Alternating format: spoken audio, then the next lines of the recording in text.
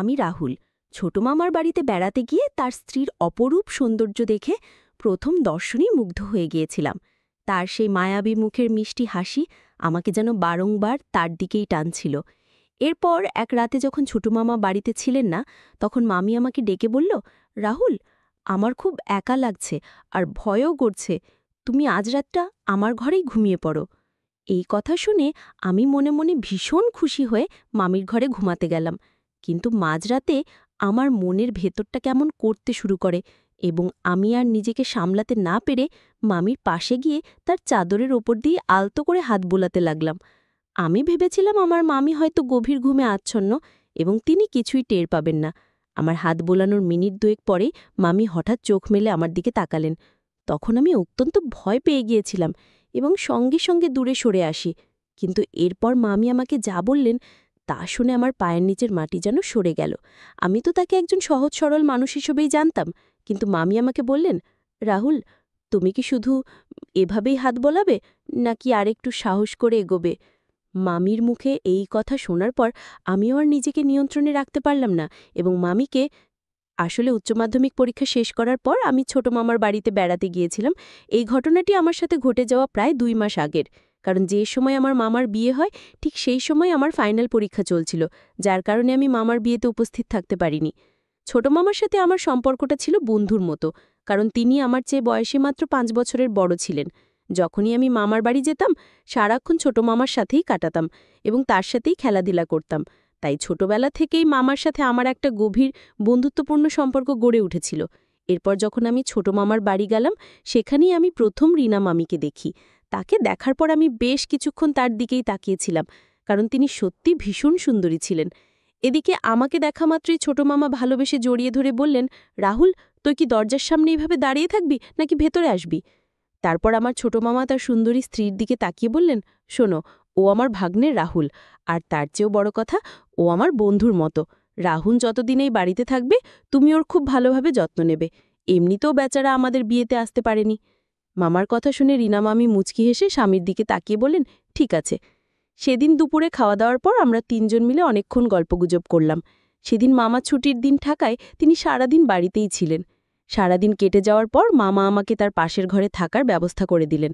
রাতেও আমরা 3জন একসাথেই রাতের খাবার খেলাম। কিন্তু কেন জানি না আমার সমস্ত মনোযোগ ছিল নতুন মামির দিকে। তিনি এতটাই রূপবতী ছিলেন যে তার মিষ্টি হাসি আমাকে বারবার তার প্রতি আকর্ষিত করছিল। আর একেই হয়তো বলে বয়সের প্রভাব। আমি তখন সবে উচ্চ মাধ্যমিক পরীক্ষা শেষ করেছি, তাই বুঝতেই পারছেন সেই বয়সে ছেলে মেয়েদের মনের অবস্থা কেমন থাকে। তাই আমি পুরো বিষয়টা আর বিস্তারিতভাবে বলছি না।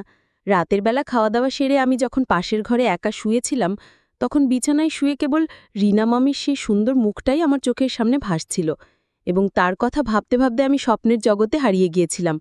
মামির কথা ভাবতে ভাবতে কখন যে রাত প্রায় 2টো বেজে গিয়েছিল আমি টেরই পাইনি। হঠাৎ মনে হলো আমার পাশের ঘর থেকে, অর্থাৎ মামির ঘর থেকে কেমন যেন একটা শব্দ ভেসে আসছে। সেই শব্দ শুনে আমার মনের ভেতর কৌতূহল আরও বেড়ে গেল, কারণ আমি বুঝতে পারছিলাম ওই শব্দটি মামিরই ছিল এবং ওটা কিসের শব্দ ছিল তা জানার জন্য আমি অস্থির হয়ে পড়ছিলাম। যখন আমি আর নিজেকে সামলাতে না পেরে খুব সাবধানে নিজের ঘরের দরজা খুলে মামির ঘরের দরজার ফাঁক দিয়ে ভেতরে সবকিছু দেখার চেষ্টা করলাম, তাদের ঘরের দরজা ভেতর থেকে বন্ধ ছিল, কিন্তু দরজায় একটি ছোট্ট ছিদ্র দিয়ে আমি প্রায় আধ ঘন্টা দাঁড়িয়ে মামার মামির ব্যক্তিগত মুহূর্তের সাক্ষী হয়েছিলাম। সেই দৃশ্য দেখে আমি একদিকে যেমন মজা পেয়েছিলাম, তেমনি বুঝতে পারছিলাম না যে আমি কত বড় ভুল করছি। এজন্যই হয়তো বড়রা বলেন বয়সের দোষ। এখন বুঝি যে আমি সেদিন অন্যায় করেছিলাম। পরের দিন সকালে যখন আমার মামি স্নান সেরে ছাদে বসে তার লম্বা চুলগুলো রোদে শুকাচ্ছিলেন, তখন আমিও তার পেছনে পেছনে ছাদে গেলাম। আমি ভেবেছিলাম তার সাথে একটু মজা বা ঠাট্টা করব, তাই আমি হাসির ছলে মামিকে জিজ্ঞেস করলাম, মামি, আমাকে তোমার কেমন লাগে? মামি তখন মুচকি হেসে আমার দিকে তাকিয়ে বলেন, তুমি তো খুব মজার একটি ছেলে, অনেক হাসাতে পারো, আমার তো তোমাকে বেশ ভালোই লাগে।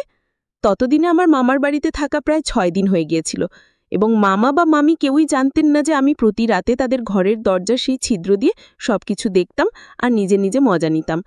এদিকে যতদিন যাচ্ছিল আমার মামিকে ততই বেশি ভালো লাগতে শুরু করেছিল। তার চুল থেকে শুরু করে পায়ের নখ পর্যন্ত তার সব কিছুই আমার ভালো লাগত। তারা ঘুণাক্ষরেও টের পেতেন না যে আমি তাদের দুজনের মধ্যেকার ভালোবাসা আর আদরের মুহূর্তগুলো প্রতিদিন লুকিয়ে লুকিয়ে দেখি। শুধু তাই নয়, আমি সারাদিন আমার মামিকেই লক্ষ্য করতাম এবং তাকে আমার দেখতে ভীষণ ভালো লাগতো। কিন্তু তিনি তো আমার মনের অনুভূতির কথা কিছুই জানতেন না। মামিও আমার সাথে অনেক গল্প আর হাসি ঠাট্টা করতেন, কারণ মামা তো সারাদিন বাড়িতে থাকতেন না, তিনি সন্ধ্যায় বাড়ি ফিরতেন। তাই আমি মনে মনে ভেবেছিলাম এই 1 মাসের মধ্যেই আমি মামিকে আমার মনের কথা বলে নিজের ইচ্ছেটা পূরণ করব। এভাবেই প্রায় 10 দিন কেটে যাওয়ার পর একদিন রাতে যখন আমি প্রতিদিনের মতোই মামির ঘরের দরজা সেই ছিদ্র দিয়ে ভেতরের দৃশ্য দেখছিলাম, ঠিক তখনই হঠাৎ করে আমার মামি ঘরের দরজা খুলে ফেলেন এবং আমি পালানোর কোনো সুযোগই পাইনি। আমি সরাসরি মামির চোখের সামনে ধরা পড়ে গেলাম। মামি আমাকে দেখেই সবকিছু বুঝে গিয়েছিলেন যে আমি মাঝরাতে তাদের ঘরের দরজার সামনে দাঁড়িয়ে ভেতরের দৃশ্য দেখার চেষ্টা করছিলাম। সেদিন রাতে মামি আমার দিকে ভীষণ রাগী দৃষ্টিতে তাকিয়েছিলেন, কিন্তু আমাকে একটিও কথা বলেননি। আমি তো মামির সেই চেহারা দেখে লজ্জায় লাল হয়ে গিয়েছিলাম এবং দ্রুত মাথা নিচু করে সেখান থেকে আমার ঘরে চলে এসেছিলাম। আমি সত্যি কল্পনাও করতে পারিনি যে সেদিন হঠাৎ আমার মামি দরজা খুলে এভাবে আমার মুখোমুখি হবেন। আসলে সেদিনও আমি আগের দিনগুলোর মতোই তাদের ব্যক্তিগত মুহূর্ত দেখার জন্যই মজা নেওয়ার জন্য দাঁড়িয়েছিলাম, কিন্তু সেদিন আমি কিছুই দেখতে পাইনি, কারণ তারা দুজনে সেদিন রাতে শুধু গল্প করতেই ব্যস্ত ছিলেন। এরপর নিজের ঘরে এসে আমি কিছুতেই বুঝতে পারছিলাম না যে এবার আমি কি করব, কারণ মামি তো এই বিষয়টা নিশ্চয়ই আমার মামাকে বলবেন যে আমি মাঝরাতে তাদের ঘরের দরজার সামনে দাঁড়িয়ে ভেতরের দৃশ্য দেখার চেষ্টা করছিলাম। এই কথা ভেবে সেদিন রাতে আমি এক মুহূর্তের জন্য ঘুমাতে পারি। আমার ভেতরে একটা তীব্র ভয় কাজ করছিল এবং আমি ভেবেছিলাম মামির কাছে সবকিছু শোনার পর সকালবেলা হয়তো আমার মামা নিজেই আমাকে ঘাট ধাক্কা দিয়ে বাড়ি থেকে বের করে দেবেন। কিন্তু পরের দিন সকালে আমার মামা যখন বাড়ি থেকে বেরিয়ে গেলেন, তখন আমার মামি আমার ঘরে এলেন এবং আমাকে বললেন, রাহুল, আমি সব জানি। তুমি কাল রাতে কেন আমাদের ঘরের দরজার বাইরে দাঁড়িয়েছিলে তা আমার অজানা নয়। শুধু কালই নয়, গত 3-4 দিন ধরেই আমার সন্দেহ হচ্ছিল যে দরজার বাইরে কেউ একজন দাঁড়িয়ে থাকে, এবং সেটা তুমি ছাড়া আর কেউই হতে পারো না, কারণ এই বাড়িতে তুমি ছাড়া আর কোনো পুরুষ মানুষ নেই। আর কাল রাতে আমি তোমাকে হাতে নাতে ধরেছি। ছি রাহুল, আমি ভাবতেও পারিনি যে তুমি এই ধরনের একটি ছেলে। তোমার মামা তোমাকে যেমন বিশ্বাস করে, আমিও তোমাকে অনেক বিশ্বাস করতাম এবং ভালো ছেলে ভাবতাম, কিন্তু তুমি যে এমন একটা নোংরা কাজ করবে সেটা আমি দুঃস্বপ্নেও কল্পনা করিনি। মামির সব কথা শোনার পর আমি লজ্জায় মাথা নিচু করে চুপচাপ দাঁড়িয়েছিলাম এবং ভয়ে আমার শরীর দিয়ে ঘাম ঝরছিল।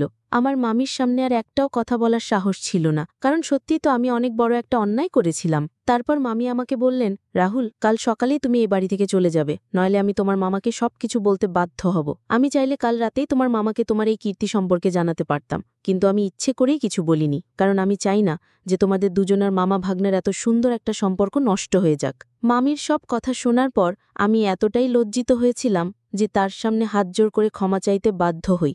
আমি আমার ভুল বুঝতে পেরেছিলাম এবং সেদিন আমি উপলব্ধি করতে পেরেছিলাম যে এতদিন ধরে আমি যা করছিলাম তা কত বড় একটি অপরাধ ছিল।